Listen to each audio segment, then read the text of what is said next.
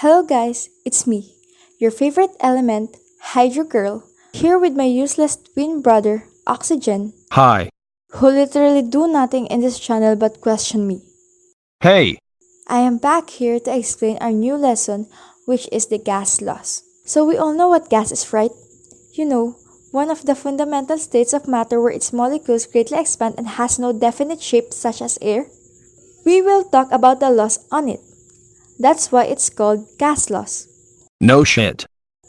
But before we get onto our topic, I have a question. Have you experienced putting a balloon inside the freezer and then leaving it there? What? Who does that? Me? Why? Just some personal reason.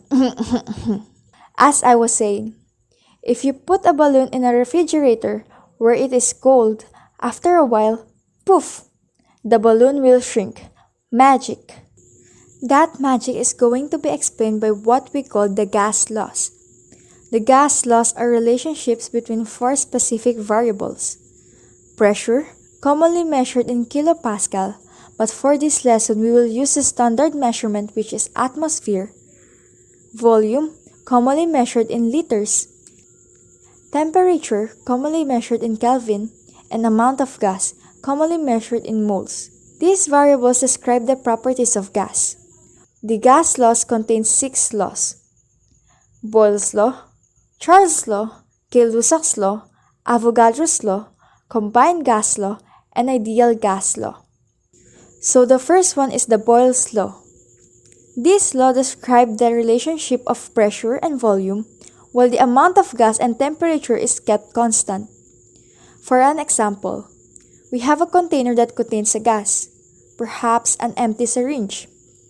If we decrease the volume, the pressure increases. This shows that the two variables are inversely proportional.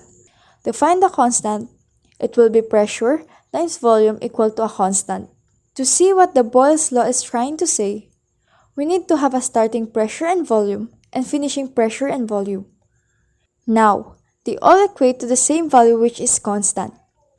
With the use of substitution, we can put these two equations together and boom, we have the Boyle's law. Now, let's have an example. So we have 20 liters for volume 1, 1.5 atmosphere for pressure 1, 45 liters for volume 2, and we will be looking for pressure 2. Using the Boyle's law, we will derive the equation for pressure 2, which is pressure 2 is equal to pressure 1 multiplied to volume 1 divided by volume 2. Substitute the values to the equation, solve, then simplify, and now we have an answer of 0.67 atmosphere. The next law is the Charles' law. In this law, the relationship of temperature and volume is described. The two constants are the pressure and the amount of gas. If you want to ride a hot air balloon, you will need heat to blow it up. This shows that the volume of the balloon expands while it is heated, showing that temperature and volume is directly proportional. To find the constant, it will be volume divided by temperature equal to a constant. We need to have starting variables and finishing variables. Now, they all equate to the same value which is constant, and with the use of substitution, we can put these two equations together and then we have Charles' law. Now, let's have an example. So our volume 1 is 25 liters. Our temperature 1 is 25 degrees Celsius converted to Kelvin, which is 298.15 Kelvin.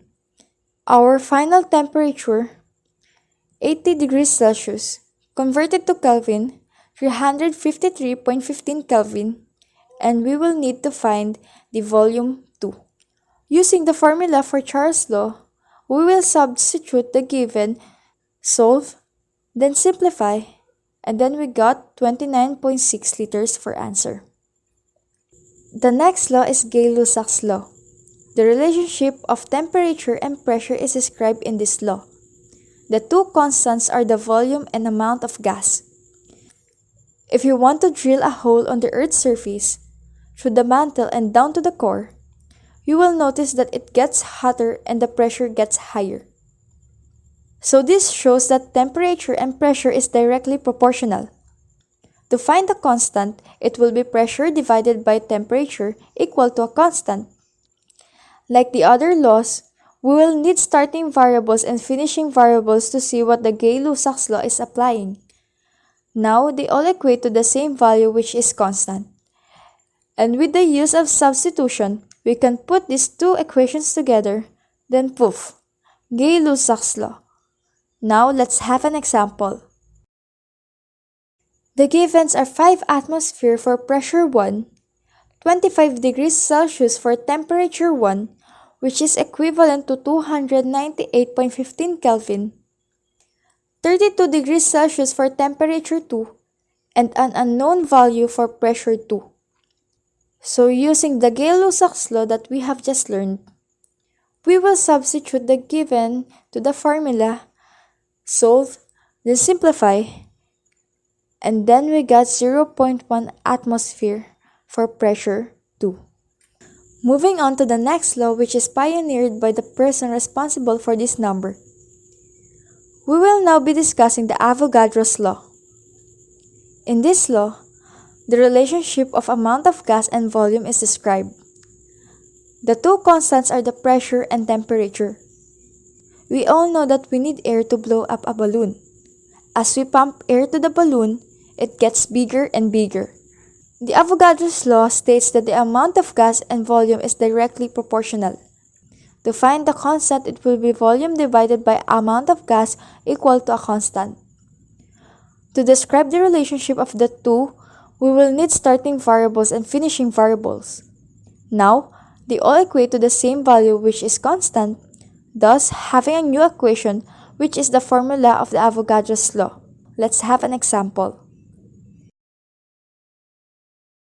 So the given are 85 grams for the amount of gas for the first canister and 750 milliliters, equivalent to 0.75 liters, for the volume of the first canister. And for the second canister, we have 2.0 liters for the volume and unknown value for the amount of gas. Using the Avogadro's law, we will substitute the given to the formula, solve, simplify, and boom, we got 232 grams for the amount of gas of the second canister. The next one is the ideal gas. Coming from the word ideal gas is a theoretical gas which satisfies the assumptions of the kinetic molecular theory. It links all the variables together, having a formula of PV is equal to nRT, where P is pressure, V is volume, N is amount of gas, T is temperature, and R is the gas constant with a value of 0.0821 liter atmosphere over mole Kelvin. The value of R may vary depending on the units of volume, pressure, and temperature used. Now, let's have an example. The given are 1.5 grams for mass, 0.85 atmosphere for pressure, 0.68 liters for volume, and 301 Kelvin for temperature. We are looking for the molar mass of the gas. Using the ideal gas law, we will find the amount of gas. Using the formula, we will substitute the equation, solve, simplify, and then we got 0.023 moles. For the molar mass, the mass will be divided by the number of gas, and then boom, we have 65 grams per mole. Now we are down to the last one, which is the combined gas law. In this law, we will combine Boyle's, Charles, and GAY-LUSSAC'S law into one single equation, where the relationship of volume, pressure, and temperature are described with the amount of gas held constant. This law is expressed in equation as pressure 1 times volume 1 divided by temperature 1 is equal to pressure 2 times volume 2 divided by temperature 2. Example. So for the initial pressure, we had 0.75 atmosphere. Volume 1 has 1 liter, temperature 1 has 305 Kelvin. For the final volume, we have 1.5 liters, and temperature 2, we have 387 Kelvin. We will be looking to the final pressure or pressure 2. Using the combined gas law formula, we will substitute the given to the equation, solve, simplify, then boom, we have 0.63 atmosphere for the final pressure.